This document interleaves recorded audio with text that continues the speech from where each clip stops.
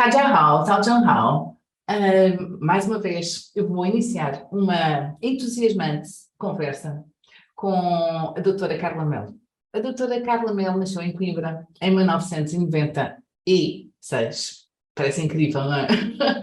É licenciada em Relações Internacionais pela Faculdade de Economia da Universidade de Coimbra e, com o apoio da Bolsa de Estudos da China da Three Gorges, é também mestre em Estudos Chineses pela Universidade de Estudos Estrangeiros de Pequim. Encontra-se atualmente a colaborar com a Fundação Jorge Alves, trabalhando sobre as relações Portugal-China, no âmbito do ensino superior e investigação científica. É também uma associada na Associação dos Amigos da Nova Rota da Seda, onde presta auxílio na gestão da Secretaria-Geral. Interessada no Nordeste da Ásia, tem-se dedicado ao longo dos anos ao estudo das línguas japonesa, chinesa e coreana, demonstrando sempre um especial interesse pela cultura e história da região. É assim, não é, doutora Carla? Exatamente. Vamos deixar os doutoras à porta desta conversa. Vamos, porque assim é mais fácil e é mais, enfim, mais friendly, como se diz em inglês. É mais pessoal. Sim, é mais. Carla, antes de mais, muito obrigada pela sua vontade e disponibilidade de participar neste Summit.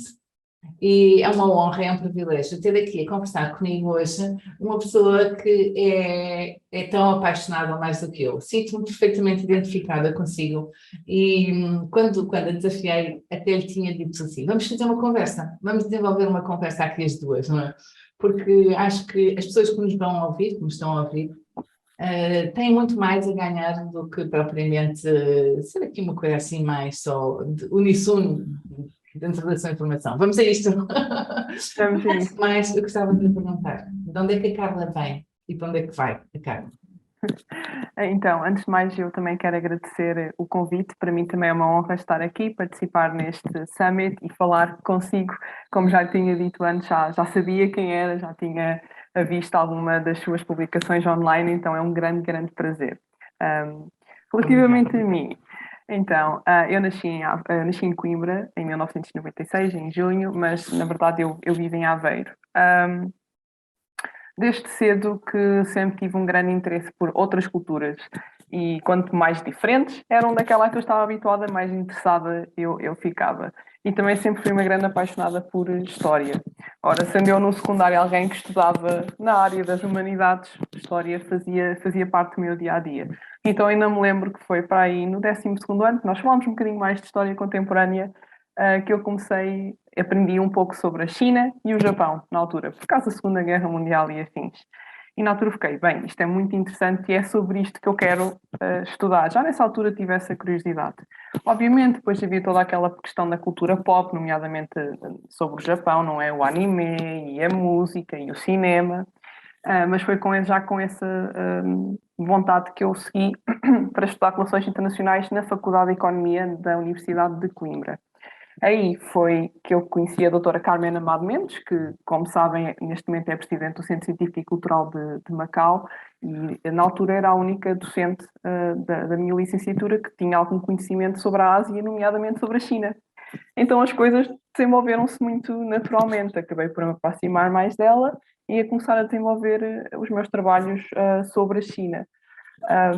Estudei, depois de terminar a licenciatura, fiquei a trabalhar na Faculdade de Economia no Gabinete de Relações Internacionais e aí trabalhava nomeadamente com estudantes chineses, japoneses e coreanos que vinham a fazer algum tipo de intercâmbio lá na nossa faculdade e depois candidatei-me a bolsas de estudo para estudar tanto no Japão como na China, consegui ganhar as duas, tanto da China como do Japão. Primeiro ganhei da China, então primeiro fui para a China e era suposto depois terminar lá o mestrado, fazer um segundo mestrado no Japão. Mas depois rebentou a pandemia, então eu terminei apenas o meu mestrado na China, o mestrado em Estudos Chineses, na Universidade de Estudos Estrangeiros de Pequim, a Beijing Foreign Studies University, e regressei a Portugal em 2020 e comecei logo a trabalhar com a Fundação Jorge Álvares sobre a alçada da doutora Fernanda Ilhéu, que será outra das convidadas aqui neste Web Summit, e também agora com a Associação dos Amigos da Nova Rota da Seda, tenho feito prestado algum auxílio na gestão da Secretaria-Geral, e é isto que estou a fazer agora. Por onde é que eu vou? Não sei bem. Por enquanto eu mantenho este equilíbrio entre trabalhar e também estudar, ou seja, continuo a estudar a língua chinesa, a língua coreana e também um pouco a língua japonesa, e o futuro está um pouco incerto, não sei se vou fazer algum doutoramento daqui a algum tempo, talvez volte ao estrangeiro, talvez volte à China, ainda está assim tudo um pouco indeciso. Estudar, até estou gaga, estudar japonês, mandarim e coreano é uma coisa extraordinária, é uma coisa que é muito raro encontrar em Portugal. Pessoas poliglotas, eu conheço, já conheci pessoas que falam 19 línguas e 17 e fico completamente uau, mas é muito raro para já encontrar alguém que fala mandarim, encontrar alguém que fala japonês, encontrar alguém que estuda as 3 línguas. Qual é a língua destas 3 a mais fácil? Então, para mim, a mais fácil em termos de gramática é chinês, obviamente, é muito menos complexo do que japonês ou coreano.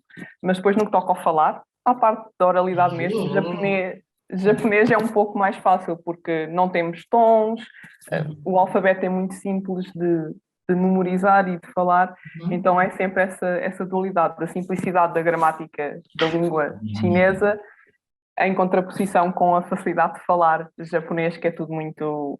não tem os tons. Como alguém que estuda chinês, certeza que a doutora Isabel também percebe o quão difícil é às vezes acertar com os tons a falar mandarim. Mas é engraçado porque, por exemplo, eu, assim, claro, pronto, como estudante também ainda de mandarim, e houve uma altura, num período inicial, preocupavam muito os tons. Depois comecei a perceber que eles próprios não sabem os tons. Aquilo vai saindo, não é? A música daquilo vai saindo. E muitas vezes nós estamos, se eu disser uma coisa parece outra, se eu disser uma coisa parece outra. Mas na realidade, no contexto, não há muito esse problema, não é? Quando já se sabe um bocadinho, não é? A partir do momento em que já se sabe um bocadinho. Ao início, dizer uma palavra certa, outra palavra, é o grande desafio. Sim. Depois entra-se ali, eu digo muitas vezes isto aos meus alunos, porque acho engraçado, porque, por exemplo, xiaoyu, ou xiaoyu, uma coisa quer dizer chover, a outra quer dizer, e pode ser que quer dizer peixe. Então eu digo assim, se vocês disserem xiaoyu, não faz sentido cair peixe, toda a gente sabe, hoje estão a cair peixes do céu, impossível, não é? Então, mesmo que a pessoa não diga muito bem o tom, mas acaba por ficar, pelo contexto, pelo sentido, percebe-se, mas sim, mas é um dos grandes desafios do mandarim, na realidade. Exatamente. É uma apaixonada pela Ásia, uma grande apaixonada pela Ásia, assim como eu. Como é que isso surgiu, essa paixão? Foi ali uma boa mistura entre, obviamente, a cultura pop de todos esses países, que é bastante forte e bastante diferente daquilo que nós temos cá, mas mais importante para mim foi mesmo estudar, foi os docentes, as pessoas com quem eu fui cruzando ao longo do meu estudo no secundário e na universidade, que me fizeram sempre sentir um maior interesse e uma maior vontade de aprender mais. Para mim, os países asiáticos são diferentes daquilo que eu estou aqui habituada na Europa, então sempre me deu uma grande pica estudar, ler mais e saber mais. Ao mesmo tempo, enquanto estudante na Universidade de Coimbra, que é uma universidade que cativa muitos estudantes dessa região para lá, quando eu estudei lá tive a oportunidade de conhecer amigos, que ainda são meus amigos hoje, e que isso eu acho que dá uma grande ajuda, porque ao falar com alguém desses países há sempre todas aquelas conversas de café que se tornam extremamente interessantes, porque há sempre coisitas pequenas entre as nossas culturas que vamos percebendo ou que são demasiadamente iguais ou bastante diferentes, e isso a mim sempre me deu uma grande vontade de saber mais e de estudar mais e de ler mais e de conversar mais. Essa também é uma razão pela qual eu me esforço por estudar as 3 línguas, porque eu acho realmente que, por muito nós gostemos daquele país ou por muito nós trabalhemos sobre ele, saber a língua, nem que seja aos básicos, dá uma grande ajuda para nós percebermos tudo, para percebermos como é que nos devemos comportar naquele país, de como é que nos devemos envolver com as pessoas, dá sempre um toque diferente.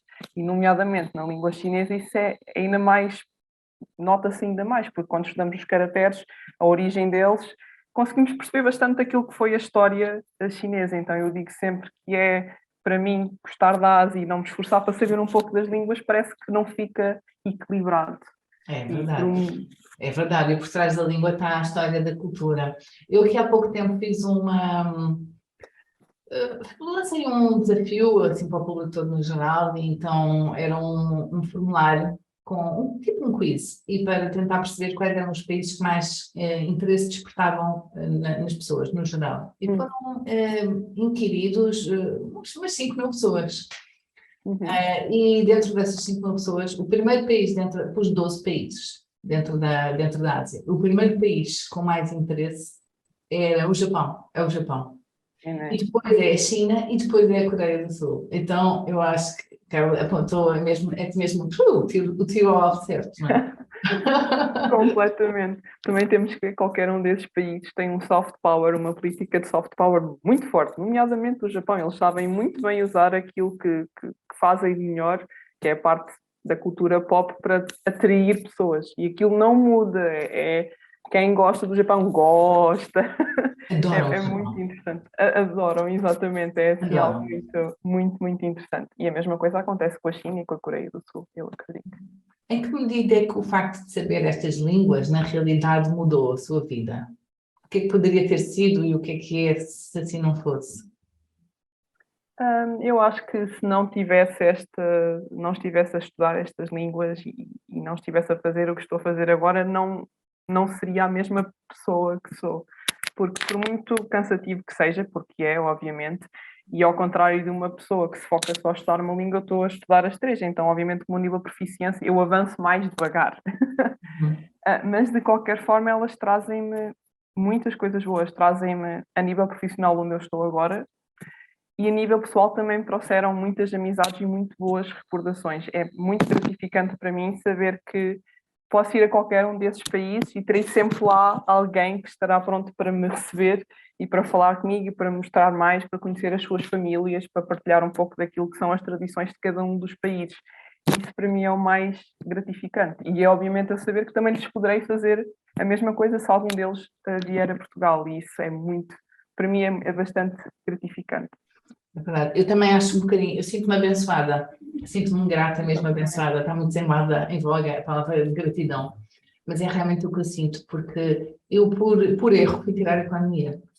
Eu não deveria ter tirado a economia. Eu tinha muita vocação para a parte empresarial, de empreendedorismo. Eu, em pequenina, tinha 11, 12 anos, e eu ia para o Martim Muniz e sentia-me bem no Martim Muniz, sozinha, comprar pulseiras, elásticos e brincos para vender às minhas amigas no colégio. E às vezes as pessoas, mas onde é que tu foste buscar isto? Sabe que é o Martim Muniz? Não tens média ir ao Martim Muniz? Não, não tinha. Eu ia lá, sentia-me bem. E depois fui para a economia, mas a minha grande paixão eram os animais. A minha grande, grande paixão eram mesmo os animais. Mas depois ia ser professora, se fosse para ciências, então acabei devia ter ido eventualmente, eu acho talvez para a gestão, mas fui para a economia por influência de duas grandes amigas. E custou-me imenso tirar o curso. Imenso, porque era muito abstrato, muito... Deu imensa ginástica mental, mas depois comecei a trabalhar era assessora de um general, num palácio em Lisboa, tomava conta de uma parte grande administrativa, financeira e cultural, um bocadinho também do palácio, e depois rapidamente comecei a trabalhar com a China, e foi a minha grande sorte, por isso é que eu me sinto grata, porque nunca sonhei, nos meus mais belos sonhos, que tendo tirado economia, eu via-me para um banco, para a banca, para a bolsa, e de repente começo a trabalhar com a China. E lembro que, uau, apaixonei-me completamente pela China. Apaixonei-me pela China, pela Ásia, queria conhecer mais e mais a língua, a cultura. E na altura, isto na década de 90, nunca pensei que se tornasse o meu futuro. Não me vejo, acho que dificilmente hoje em dia me vejo fazer qualquer coisa que não tenha a ver com a Ásia, com a China, com o Japão. E sinto-me mesmo grata, porque foi uma sorte, talvez. A sorte procura-se também e também se encontra. Mas tem que se fazer por isso. Mas sinto que mudou completamente a minha vida. Nunca sonhei que o mandarim se pudesse tornar na minha fonte de rendimento. Que me tivesse aberto tantas portas, não só a nível do ensino, como a nível também da parte empresarial, dos contactos. É um mundo. E muitas vezes digo aqui às pessoas com quem me cruzo, aos meus alunos, pessoas que são minhas amigas, que me questionam e às vezes sinto talvez, não sei se acaba sempre o mesmo, que as pessoas têm um bocadinho talvez de preguiça de sair daquelas coisas que são mais confortáveis e mais comuns. Porque quem souber falar mandarim em qualquer área praticamente onde esteja, tem um mundo de portas para abrir, não acha, Carla? Completamente de acordo. Eu acho que, e já me cruzei com vários amigos meus, da minha idade inclusive, é que também têm sempre esse grande receio, porque é muito diferente e porque é muito difícil. Mas a verdade é que, mesmo só estando a estudar, mesmo que ainda não esteja naquele nível alto de proficiência, a quantidade de portas que pode abrir a nível profissional é muito elevado. Basta ter no CV que está a estudar mandarim, que já tem o nível mais baixo do HSK feito, e isso já dá logo outra validação, outra importância àquilo que é o seu currículo. Por isso, eu também tento sempre dizer às pessoas que me rodeiam, tentem, não custa nada. E hoje em dia o mandarim está em voga, está muito popular, então não é difícil encontrar docentes, não é difícil encontrar cursos, nem é sempre assim tão caro como as pessoas pensam que é, e tentem, deem sempre uma tentativa, porque não é assim tão difícil e é bastante interessante. É porque atrás do idioma, e como estava a dizer há bocadinho, está uma cultura muito grande. Exatamente. É um mundo com seus caracteres, mesmo, já não estou a dizer entrar por aí, mas a minha grande ambição quando me reformar é estudar a fundo os caracteres, uma grande parte de caracteres e saber explicá-los, porque a história que está por trás de cada caractere é apaixonante, não é? Exatamente. É fantástica, Exatamente. aquela simbologia toda dos radicais, aquilo que eles querem dizer, a junção Uhum. deles. Mas isso é uma coisa muito engraçada que eu noto muito, por exemplo, as pessoas ficam surpreendidas de um curso de mandarim ter um valor muito semelhante hoje em dia aos cursos de inglês. Não, os cursos de mandarim não são por aí mais caros do que um curso de inglês. E porquê? Porque, a meu ver, porque acaba por ser uma língua que tendencialmente vai ser tão importante saber como se sabe inglês. Hoje em dia é um fator de diferenciação muito grande, saber falar mandarim. Mas eu estou convencida que daqui a 20 anos já havia um prémio Nobel de Economia, Uhum. agora não está a ocorrer o nome dele, mas acho que era um holandês, na década de 80, que antevia dali a 50 anos, em 80, dali a 50 anos, que a língua chinesa seria a língua predominante no mundo dos negócios, no mundo empresarial. E, portanto, isto na década de 80, isto vai bater em 2030. Não estamos muito longe disso. Acredito que daqui a 10 anos, 20 anos, que o mandarim seja quase tão comum como o inglês.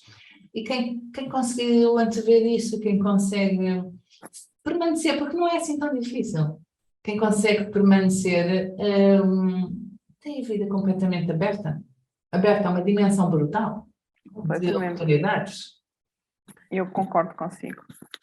Teve a estudar a China, foi para a China, teve a estudar lá e foi um grande desafio. Como é que foi? De que ponto é que foi assim um grande desafio de pessoa ir para a China, não conhece a língua, não conhece e estudar na China? Exatamente. Bem, e isso na altura foi muito interessante, porque efetivamente quando eu fui eu só tinha feito, estava a fazer uma pós-graduação na Faculdade de Economia e tinha algumas aulas de chinês, mas era só uma vez por semana, 2 horas, então obviamente que no final daquele semestre todo o que eu sabia era dizer ni hao ma, e pouco mais, dizer o meu nome e estava. Então os meus amigos chineses estavam, ora bem, tu vais para a China e isto pode correr ou muito bem ou muito mal, ou tu chegas lá e apanhas um grande choque cultural e tens muita dificuldade em interagir e vai ser difícil para nós ajudarmos-te, ou então vais assim com o espírito aberto, porque na verdade só lá é que tu consegues aprender realmente a falar, não é? E na altura foi o que eu achei, não fiquei minimamente nervosa de ir para lá sem ter um nível de proficiência alto. Se calhar também era mais nova, se calhar era um pouco naive, mas eu na altura achei, eu vou, com este conhecimento que eu tenho, eu sei que tenho lá amigos e é lá o sítio onde eu tenho que aprender a falar mandarim, não é? Então, candidatei-me à bolsa da China Free Courses, fui aceite, fui para Pequim e não me lembro que quando eu cheguei lá ao aeroporto, não dormi praticamente nada, mas eu estava entusiasmadíssima, não senti o mínimo choque cultural, parecia que eu pertencia ali. E eu sei que isto é muito clichê de dizer, mas eu não senti nada. Eu estava tão feliz, parecia que era ali onde eu devia de estar este tempo todo. Obviamente que houve dificuldades, claramente que sim, a nível burocrático é sempre muito complicado, As pessoas não falam tanto inglês como nós estamos à espera e às vezes é necessário para tratar daquela parte mais burocrática. Mas eu fui feliz naquelas primeiras semanas de ir conhecendo as coisas e rapidamente me consegui integrar naquela grande cidade, naquela metrópole e conseguir andar de um lado para o outro sozinha. Às vezes as pessoas vinham falar comigo, então havia sempre aquela dificuldade, porque o meu mandarim não era bom o suficiente, mas o inglês deles também não era, então estávamos os dois no mesmo patamar. E era sempre muito ali de dar e de receber, e não troco essa experiência por nada, mesmo depois que o rebentar da pandemia, em que fiquei lá fechada no campus durante aqueles 7 meses e não podia sair e foi muito estressante, ainda assim não troco essa experiência por nada. Foi realmente bastante positiva. E apesar do meu mandarim não se ter desenvolvido tanto como eu estava à espera, porque acabei por ficar a maior parte do tempo fechada no quarto devido à pandemia, a verdade é que naquele primeiro semestre, mais ou menos de setembro a dezembro de 2019, eu fui extremamente feliz e rapidamente percebi que os chineses são extremamente empreendedores. É muito fácil, estando lá, nós fazemos contactos, fazemos coisas, independentemente dos cursos que nós temos. Se nós formos capazes, fazemos. E eu sentia isso como algo tão positivo. Eu fiz lá tantas coisas que nunca na vida acharia que poderia fazer aqui em Portugal se cá estivesse. Há uma grande abertura. E, de novo, essa questão, eles sabendo que nós, pelo menos, estamos a aprender mandarim com vontade, abrem-se muitas portas. E o que é que fez? Deu aulas de inglês lá? E o que eu fiz lá foi, na verdade, na minha universidade, a dada altura, tinha um pequeno departamento de português e espanhol. Uhum. E eu fiquei próxima da docente de português. E na altura havia um curso para os seguranças dos aeroportos. Muitos dos seguranças dos aeroportos na China têm uma licenciatura numa língua qualquer, seja em português, seja em espanhol, seja em francês, seja em alemão.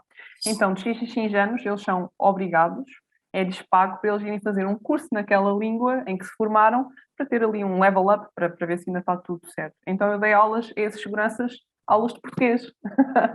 E foi muito interessante, porque algumas delas tinham estudado em Macau, obviamente fazia sentido, elas eram mais velhas, eram de outra geração, e na altura eu estava um pouco nervosa, porque nunca tinha lecionado na vida, o meu mandarim não era o suficiente para haver aquela facilidade de, se não lhe explicava alguma coisa em português, trocava para mandarim, então eu fui sempre com muito medo.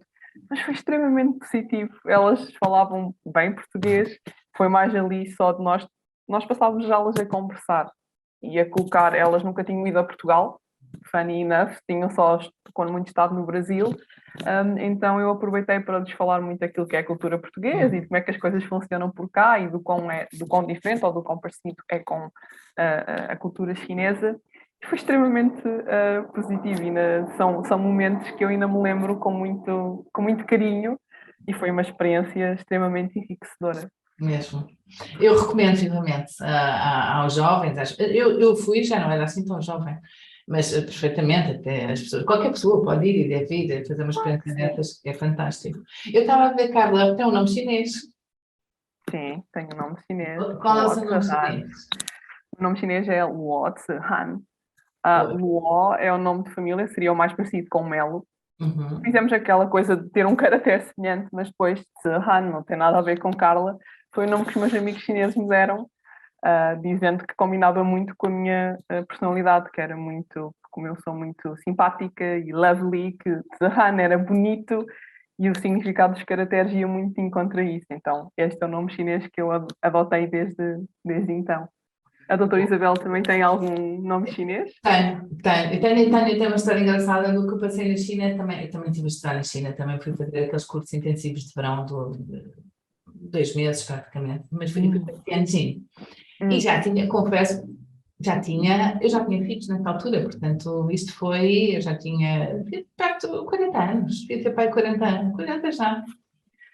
E na primeira aula de oralidade, tinha um professor, daqueles professores chineses já muito conceituado, que sabe cerca de 15 mil caracteres, que é uma coisa que normalmente não sabem, eles sabem cerca de 3 mil, 2 mil, 3 mil, 4 mil. Na leitura, não é? Na escrita, depois a falar é diferente. E ele era muito super poético e filosófico, e eu estava, adorava. E no primeiro dia ele disse, têm que encontrar o vosso nome chinês, porque é uma questão diplomática, filosófica, estudem o nome que vocês querem. e amanhã na aula vão dizer qual é o vosso nome chinês. Eu fui para o dormitório e fui pensar o que é que eu queria. Fui ver a tradução do meu nome, Isabela, Bela, não, eu nunca gostei que me chamassem Isabela. Então, não quero. Então, pensei, não, eu adoro as estrelas, adoro. Aí à noite eu ia olhar para o céu, estava a olhar para o céu e estava cheio de estrelas, foi em agosto. Pensei estrelas. Então fui ver o nome e o nome era Sim, primeiro tom.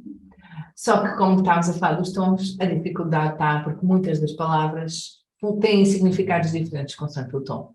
Como o i, o peixe e a chuva, né? Também o sim, tem outros significados que não são tão benéficos como estrela. Mas pronto, eu fui para a aula no dia a seguir, e no dia a seguir eu estava muito orgulhosa do meu nome, muito contente. E começo a ver as outras pessoas a apresentarem-se. Este nome, e eu na minha arrogância, pensei assim, o meu nome é muito mais giro. O meu nome é muito mais giro. Engraçado, mas o meu nome é mais giro. Eu estava muito com o meu automatismo. E de repente, quando ele me pergunta qual era o meu nome, eu digo sim. Eu não disse bem, eu disse no tom. E ele diz, no, that's not a good name for you. E eu, disse assim, no, you can stay with it, that's mine. E eu, o que será que eu disse? Será que isto é um palavrão? Será que... Ele não me sabia explicar, eu fiquei bem de água fria. Fui à noite para uma pizzaria, mesmo ali em frente ao campus universitário, com uma amiga, e pensei assim, vou dizer à rapariga, pensei se ela não sabe dizer, assim, nova, não é? Se for um palavrão, ela diz-me. E repeti-lhe, eu chamo o Jiao, sim, e ela, mas disse mal, claro. E ela, sabe como é que elas são? Sim. Eu tenho que perceber o que é que isto é. Então, pedi, ela telefonou para um amigo para me tentar dizer em inglês o que é que queria dizer. E não era um palavrão, mas queria dizer orangotango.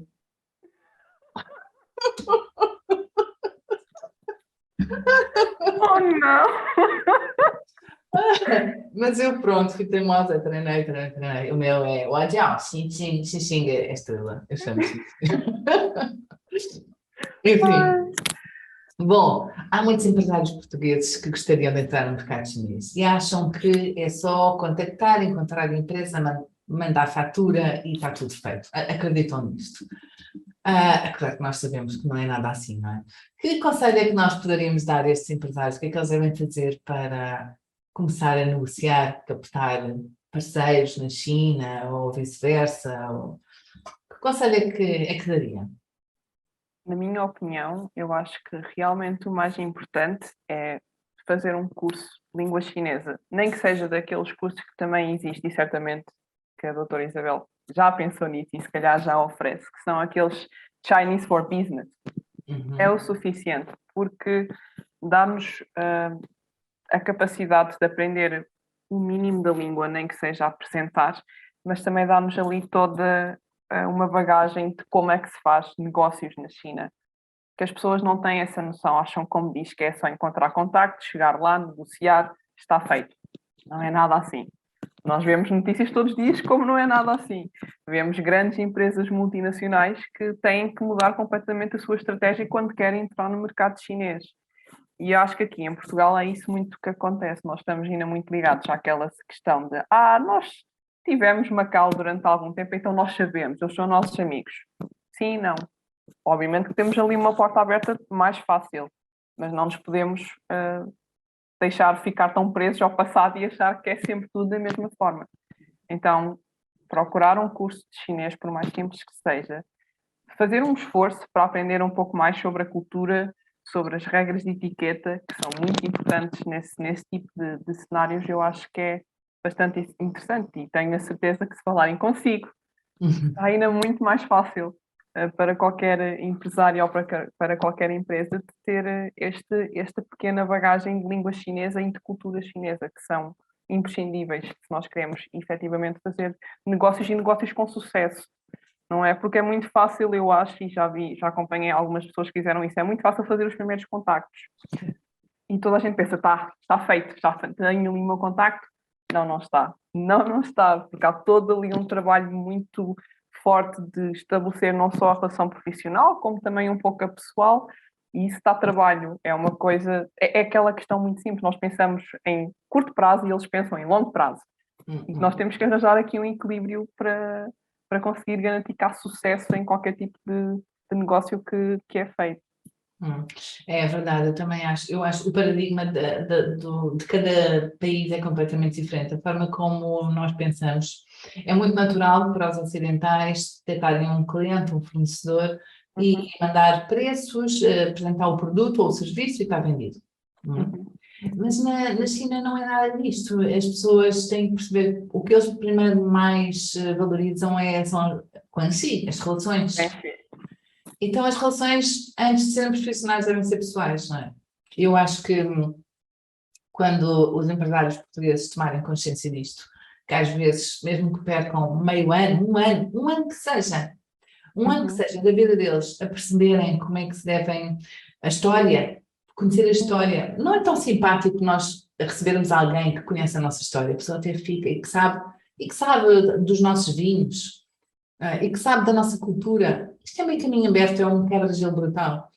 E acho que os empresários devem tentar perceber que saber um bocado da história da China, saber, não é só tirar para o ar as coisas que se ouve na televisão, conhecerem a cultura, conhecerem a diplomacia, em que a doutora Carla é especialista, conhecer como é que se faz negócios, quais são os passos a dar, conhecer o outro, podem nesse ano, nessa aprendizagem, nesse tempo que dedicarão, ter a vida resolvida para o resto da vida.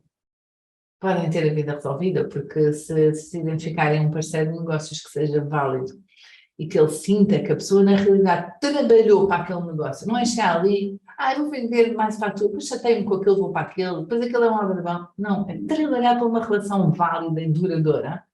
Qualquer empresário português que consiga fazer isto, e depois, claro, ir às feiras lá, tem que investir um bocado nisto, mas pode ter o resto da vida resolvido. Completamente, não posso não discordar. E essa é a questão, é que nós sabemos isso. O que não nos falta são estudos simples que mostram isso, como é que outras empresas fizeram. E esse trabalho é mesmo muito, muito importante, porque só assim, só fazendo esse trabalho de mandar delegações, de receber delegações, os jantares, ir conversando, tudo com muita calma, é que se consegue criar ali uma relação estável e duradoura, que supostamente é o que se quer quando se faz negócios, não é? Não queremos uma coisa rápida que acabe passado 2 ou 3 anos, queremos uma coisa que dure, que tenha tempo de trazer benefícios, não é? E então eu acho que isso é muito importante. Eu quero acreditar que pelo menos esta geração mais nova já tem uma percepção diferente, então quando chegar à altura de fazer negócios traz outra bagagem. Mas mesmo para as pessoas que estão habituadas a fazer negócios a vida toda e que agora querem dar uma mudança na sua empresa e apostar no outro mercado e olham para o mercado chinês como um sítio de oportunidades, efetivamente que é. Mas temos que fazer todo um trabalho de casa antes de entrar. Sim, sim, sem dúvida, sem dúvida. E engraçado porque mesmo dentro da nossa casa, Portugal é uma casa, não é? Pequena. Não tem dimensão geográfica, não é? Nem populacional, é muito pequeno, então, comparativamente com um país como a China. Mas há a Associação da Nova Rota da Seda. É uma associação. Já agora quero-me explicar o que é a Associação da Nova Rota da Seda. Como é que as pessoas podem ser sócios? Qual a vantagem tem nisso? Então, a Associação dos Amigos da Nova Rota da Seda é, na sua base, um think tank. Ou seja, a ideia é agrupar ali, é associar um grupo de pessoas que têm interesse sobre a China, que têm trabalhado sobre a China, e a ideia é que nós consigamos, nós, da Associação, consigamos dar oportunidades a todas as pessoas interessadas na China para terem ali um espaço para conversarem, para fazerem networking, para se reunirem, para discutirem, para fazer negócios. Ou seja, podemos dizer que gostaríamos de ter uma ponte de ligação entre a população portuguesa e a população chinesa, criar ali todas essas oportunidades para se fazer negócios, para se estabelecer contactos. Se gostariam se alguém tiver interesse, pode visitar o website, anrs.pt, tem logo lá a explicar como é que se podem associar, qual é o procedimento, mas é muito simples, geralmente mandam um e-mail, que serei eu a responder, a dizer que gostariam de estar interessados, preenche-se um pequeno formulário, vêem-se alguns pontos e a pessoa entra, e quando entra, a ideia é que qualquer associado possa trazer para cima da mesa qualquer ideia, qualquer projeto que tenha. E nós, enquanto associação, vamos dar o nosso apoio, tanto a nível de recursos humanos, ou seja, contactando outros associados que possam ter interesse, como também podemos ajudar a criar as ligações com a contraparte chinesa. É esse o nosso grande objetivo. E também não é só trazer pessoas que já estejam muito bem estabelecidas neste mundo, mas também, por exemplo, estudantes ou pessoas mais novas que estejam no início da carreira e que precisem de saber o que é que existe aqui em Portugal. Porque a verdade é que nós, os sinólogos ou as pessoas que trabalham sobre a China em Portugal, não são assim tantas. Então a ideia de haver ali uma associação que conseguisse agrupar todas seria ótimo para novas pessoas com interesse saberem onde é que se devem dirigir. Eu Sim. acho que esse é o ponto principal. E acredito que também, ao fazerem, ao tomarem esse passo, que é importantíssimo, eu tomei-o, Exatamente. que tenham insights mesmo também, muitas ideias e estejam a par das oportunidades que a própria nova Rota da Seda está a abrir. Exatamente, exatamente. Obviamente que agora, por causa da pandemia, muitas atividades que geralmente a associação fazia ficam um bocadinho parada, mas Uhum. nós já no final deste ano 2022 e para o ano, temos já um plano de atividades bastante coerente, com muitas conferências que vão trazer oradores chineses e oradores portugueses ali a juntar, muitos num regime mais de mesa aberta, outros um pouco mais científicos, também bastantes almoços network, e a ideia é criar este espaço para conversar, que hoje em dia, nesta altura específica, eu acho que é muito importante. Nós agora pensamos que se calhar o mais importante é trazer informação correta, informação verdadeira do que é que se está a passar e de quais é que são as oportunidades. Hum. Tem a decorrer um projeto de investigação, Cooperação Portugal-China, no âmbito do ensino superior e da investigação científica. Há muitos chineses a quererem aprender mandarim, desculpa, há muitos chineses a quererem aprender português, mas mandarim também, há muitos chineses que não falam mandarim. Exatamente. Não foi grande lacuna que eu disse, há muitos chineses que Não não foi. falam mandarim, mas há muitos Exatamente. chineses na China a quererem aprender português. Então, esta ideia deste projeto foi uma ideia da doutora Fernanda Milheu, e a ideia dela era mesmo isso, era criar um estudo em que provasse que efetivamente a língua portuguesa está a ficar mais relevante, é uma das escolhas, porque obviamente quando nós pensamos nos alunos chineses, nós pensamos que eles querem sempre ir para os Estados Unidos, para a Inglaterra, para a Austrália, ou seja, sempre ali para os países de língua inglesa, para os anglo-saxónicos. Mas, entretanto, tem havido nos últimos anos uma maior percentagem de alunos a querer estudar a língua portuguesa. Acredito, e temos que ser honestos, que eles provavelmente pensam noutro tipo de país, não pensam logo em Portugal, se calhar pensam algum país africano que tem a língua portuguesa como língua materna, ou então no Brasil. Mas a verdade é que nos últimos anos têm crescido mais departamentos de português em mais universidades espalhadas pela China. E então nós começámos este estudo, até foi bastante positivo na altura, tivemos 52 instituições de ensino superior portuguesas a responderem-nos, quem é que eram os alunos portugueses que iam para a China e os chineses que iam para as suas instituições, e tivemos a resposta de 130 instituições de ensino superior da China que nos trouxeram os mesmos dados, quantos alunos portugueses é que eles recebiam e quantos alunos chineses é que eles mandavam. Obviamente que a percentagem de alunos chineses que vêm para Portugal é bastante maior, mais alta do que a de estudantes portugueses que vão para a China. Mas nós temos ali, recebemos informação, dados tanto de há cerca de 10 anos para cá, e tem sido sempre a aumentar, ou seja, há um interesse cada vez maior dos estudantes chineses de virem estudar para cá. Numa fase mais à frente, até lançámos um questionário numa pequena população de alunos chineses que já estavam em Portugal, para tentarmos perceber qual foi o procedimento, o que é que eles pensaram para vir para cá. Havia várias coisas que eles tinham em mente. A primeira seria a facilidade de ter um emprego quando regressassem à China, incluindo lecionar a língua portuguesa, ou até trabalhar em empresas que estão agora, empresas chinesas que estão a ter a fazer maior cooperação com países de língua portuguesa. Era uma das coisas. Outra também é a segurança do país. Eles acham, pelo menos nos últimos 5 anos, que estudar em Portugal é mais seguro do que estudar noutros países. E alguns até tinham ligação a Macau, obviamente. Imagina alguns dos pais ou os seus avós eram de Macau, então já estiveram em Portugal, então há sempre também essa ligação que os faz querer vir para cá, nem que seja para conectar com a cultura portuguesa que que já se perdeu um pouco, ou que seja para aprender tudo desde o início.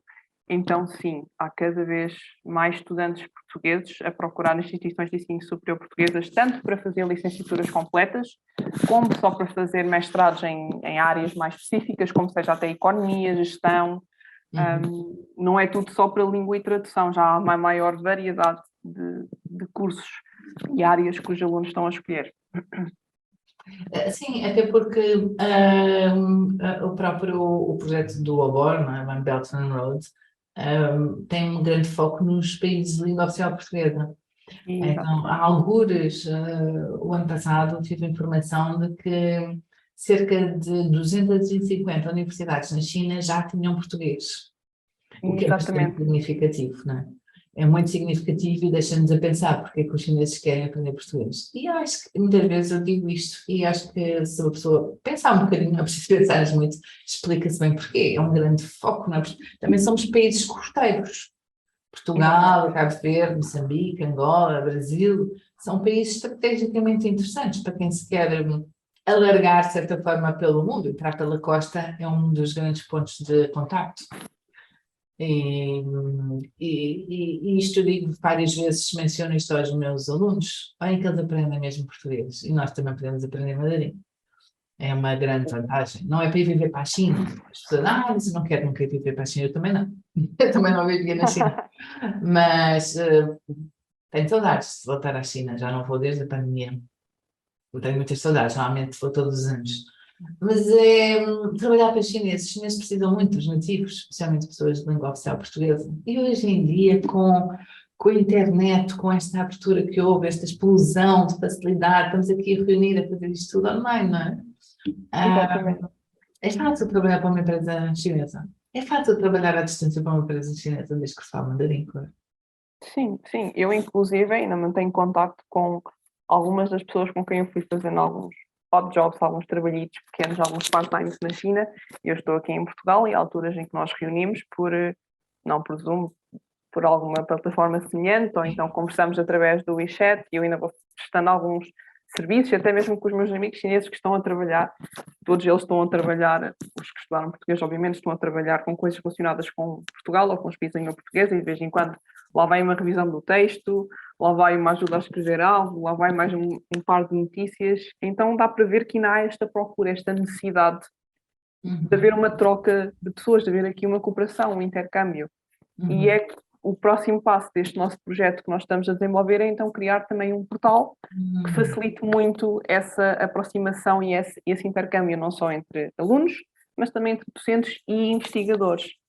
Também há muita investigação a nível científico a ser feita entre Portugal e a China, da qual nós não fazemos a mínima ideia, na verdade.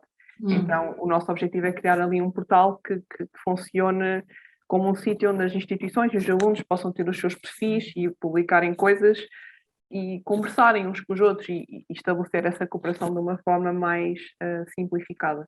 Eu, na minha opinião, acho que é muito relevante. Há aqui uma grande falta de alguma coisa online que seja de fácil acesso, onde tenha toda a informação agregada, traduzida, bem traduzida e que seja útil, muito útil. Muito útil. Vamos, para terminar, ia desafiá-la, vamos dar aqui umas dicas às pessoas que tencionam aprender mandarim. Quais são aqueles segredos, aquelas dicas que nós podemos dar para eles poderem tomar uma decisão mais certa e fazê-lo de uma forma mais simples, mais rápido? O que é que nós vamos aqui partilhar?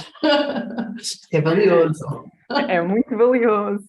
E obviamente que também depende muito de pessoa para pessoa, não é? Depende muito do tipo de estudo que nós estamos habituados a fazer. O que eu diria é que se alguém desejar ou quiser iniciar o estudo de língua chinesa, tem que ser algo que faça todos os dias um pouquinho. Não é uma língua que eu acho que corra muito bem estudar muito durante o mês e depois parar meio ano. Não pode ser. Tem que haver ali uma certa linha de continuidade. Nós temos imensos manuais, muita informação disponível, muitas aplicações até no telemóvel, onde aprender as coisas mais básicas é muito fácil. Mas tem que haver ali um estudo contínuo. Algo que eu também faço, ou às vezes me obrigo a fazer, é garantir que eu consigo procurar coisas para ouvir. Seja filmes, seja música, seja aqueles pequenos vídeos no TikTok ou pequenos vídeos no YouTube, algo que faça com que a língua chinesa se torne natural aos nossos ouvidos, que é muito mais fácil depois nós, se tivermos dificuldade com os tons, que é o meu caso, depois torna-se muito mais automático repetir e falar bem, para ganhar mais confiança. E outra coisa que eu também faço é aqueles vocabulary books, livros de vocabulário, onde eu vou escrevendo e vou repetindo todas as palavras novas que eu tenho tanto nos livros, como nas séries ou nos filmes que eu esteja a ver, sempre com as duplas legendas, ou seja, legenda em inglês ou em português e por cima também a legenda em mandarim. E eu acho que torna-se muito Sim, fácil e divertido. são muito úteis. Eu, por acaso, digo na brincadeira, digo que 20 minutos em mandarim por dia não sabe o bem que me faria. Tem toda a razão. É um excelente slogan. Mas é 20 minutos chega, todos os dias, do que coisa assim. Eu acho que poderia acrescentar coisas que eu faço. Eu tenho amigos chineses na net. Há aplicações que nos permitem encontrar pessoas que queiram aprender português e chineses que queiram aprender português. Então, eu tenho ali 2 ou 3 amigos com quem depois troco, conversa, às vezes deixo mensagens faladas, outras vezes é por escrito. Então, acho que é bastante importante mesmo, porque há chineses a quererem também aprender português e há aqui uma troca, não é? Estes amigos online. Também normalmente o que eu sugiro é as pessoas identificarem, por exemplo, uma coleção de livros para seguir, porque há muitas coisas, realmente, mas identificar um conjunto de livros e não se perder no meio do oceano que é a informação didática sobre a língua. Escolher um a seguir e talvez uma aplicação, sim, que são úteis também. Pronto, e mais nada, e focarem-se ali. Esta é boa, é isto que eu vou seguir. Esta aplicação é boa, é isto que eu vou seguir. Também adoto muitas músicas em mandarim no YouTube. Tenho um canal de músicas e no Spotify em mandarim, então ouço muitas vezes. Em vez de estar a ouvir em inglês, ouço em mandarim. Exatamente. Ouço bastante em mandarim. E depois há uma dica, outra também que ponho muito nas minhas palavras do dia a dia, por exemplo. Eu tenho uma pastora alemã, que é uma grande assessora minha, e que por vezes está aqui a assessorar numa mesa, num chão ao lado. E ela dou-lhe ordens em mandarim. Ela sabe, ela reconhece mandarim. Então, às vezes, come, bebe, fica, anda, e estas palavras, vem, para, e eu digo isto tudo em mandarim. E ela sabe, ela percebe mandarim, ela adora as músicas em mandarim, é incrível, não é? Então, eu adoto, claro, quem não tem cães, também às vezes ponho post-its com os nomes, por exemplo, frigorífico, o nome, como é que se diz? Um post-it em cima de porta, sempre que passo na porta estou a ler, mãe, ou na televisão, um post-it com o nome. Mas quando aquilo já me entrou, tiro e mudo. Normalmente isto fica uma semana ou 2 e depois mudo, faço mais 12. Vidro, escada, elevador. Então tenho ali normalmente vocabulário semana em semana em que eu mudo, mas que está ali presente. Vou à casa de banho, na pasta de dentes, esse tipo de coisas. É uma grande dica que eu também normalmente dou, porque funciona muito. Fogão, micro-ondas, e a pessoa que sempre que lá vai obrigatoriamente lê. Sempre que lá vai obrigatoriamente lê. Lê e reconhece e acaba por decorar os caracteres. Acaba por decorar. Depois já decorou, mudou, substituo 6 novos post-its ao domingo. E depois, hoje em dia já não faço tanto, mas fazia muito isto e ajudava muito. É uma excelente ideia, eu vou adotar, certamente. E com isto fica a dica que é importante as pessoas falarem consigo e participarem nas suas atividades e nas suas aulas. Toda a gente Obrigada, doutora Carla. Obrigada. Foi um prazer. Eu acho que deixámos aqui bastante informação bastante útil para quem nos ouvir e esmifrar, está aqui um sumo muito doce e muito rico e valioso.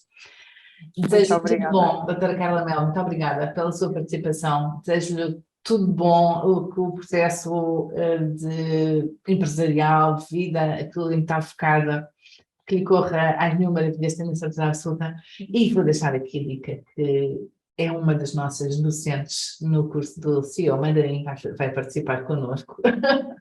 Isto ainda está aqui um bocadinho no segredo dos deuses, mas ficou aqui um bocadinho, levantei um bocadinho do véu. Então, Até breve, até à próxima entrevista a todos. E como é que se diz em mandarim? Zaijian! Sai, Jen, muito obrigada, foi um prazer.